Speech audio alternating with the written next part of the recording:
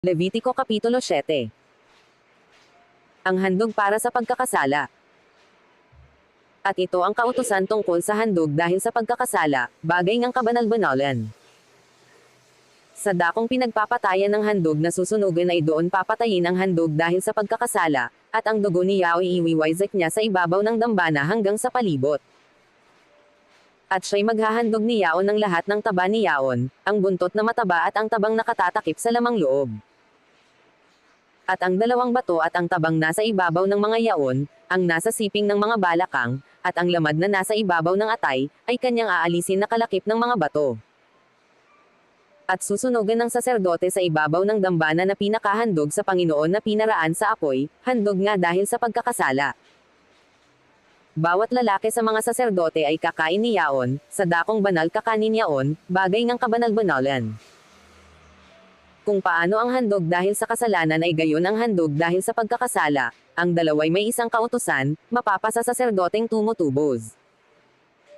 At ang saserdoteng naghahandog ng handog na susunugan ng sinumang tao, ay siyang magtatangkilik ng balat ng handog na susunugan na inihandog.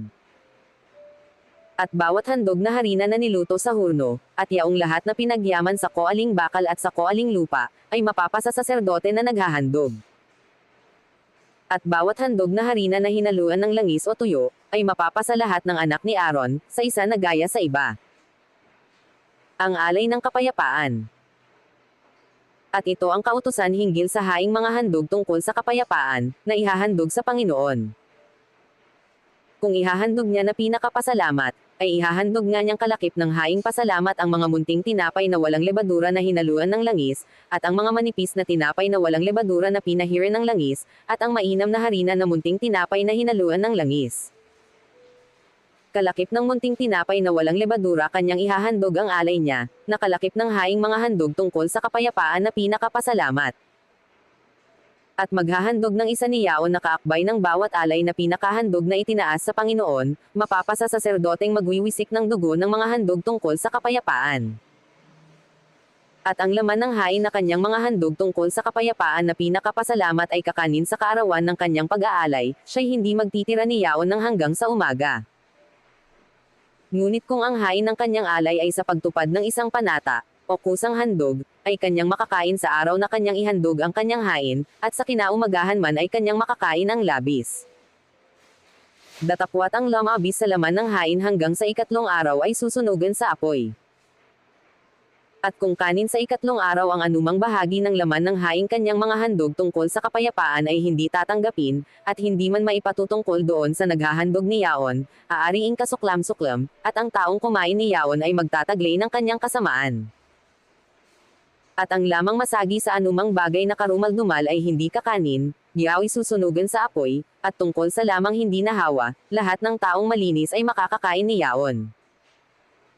Ngunit ang taong kumain ng laman ng haing mga handog tungkol sa kapayapaan na ukol sa Panginoon, na taglay niya ang kanyang karumihan, ay ihihiwalay ang taong yaon sa kanyang bayan.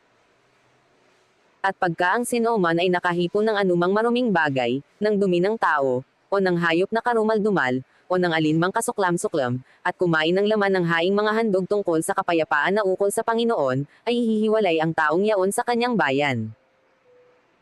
At sinalita ng Panginoon kay Moises, na sinasabi, iyong salitain sa mga anak ni Israel, na sabihin, huwag kayong kakain ng taba ng baka, ng tupa, o ng kambing.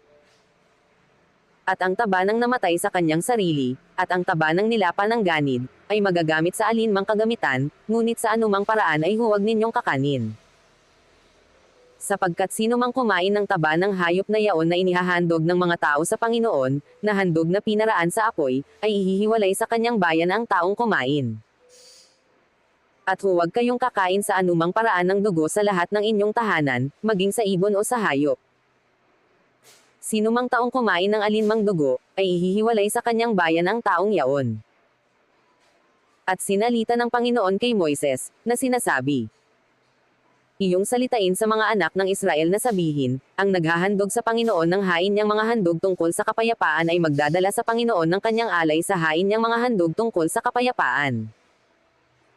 Nadadalhin ng kanyang sariling mga kamay sa Panginoon ang mga handog na pinaraan sa apoy, ang taba pati ng dibdib ay dadalhin niya, upang ang dibdib ay alugan na pinakahandog na inalog sa harap ng Panginoon. At susunugan ng saserdote ang taba sa ibabaw ng dambana, datakwat ang dibdib ay mapapasa kay Aaron at sa kanyang mga anak. At ibibigay ninyo sa saserdote na pinakahandog na itinaas, ang hitang kanan sa mga haing inyong mga handog tungkol sa kapayapaan. Yaong sa mga anak ni Aaron na naghahandog ng dugo ng mga handog tungkol sa kapayapaan at ng taba, ay mapapasa kanya ang kanang hita, na pinakabahagi niya. Sapagkat aking kinuha sa mga anak ni Israel, sa kanilang mga haing mga handog tungkol sa kapayapaan, ang dibdib na inalog at ang hitang itinaas, at aking ibinigay kay Aaron na saserdote at sa kanyang mga anak, na karampatang bahagi nila magpakailanman, sa ganang mga anak ni Israel. Ito ang nauukol sa pahid na langis ni Aaron at sa pahid na langis ng kanyang mga anak, sa mga handog na pinaraan sa apoy sa Panginoon, sa araw na iniharap sila, upang mga siwa sa Panginoon sa katungkulang saserdote. Na iniutos ng Panginoon sa kanila'y ibibigay para sa mga anak ni Israel sa araw na kanyang pinahiran sila, karampatang bahagi nga nila magpakailanman, sa buong panahon ng kanilang lahi. Buod ng mga alay. Ito ang kautusan tungkol sa handog na susunugan, sa handog na harina, at sa handog dahil sa kasalanan, at sa handog dahil sa pagkakasala, at sa pagtatalaga, at sa haing mga handog tungkol sa kapayapaan. Na iniutos ng Panginoon kay Moises sa bundok ng Sinai, ng araw na iniutos sa mga anak ni Israel na kanilang ihandog ang kanilang mga alay sa Panginoon sa ilang ng Sinai.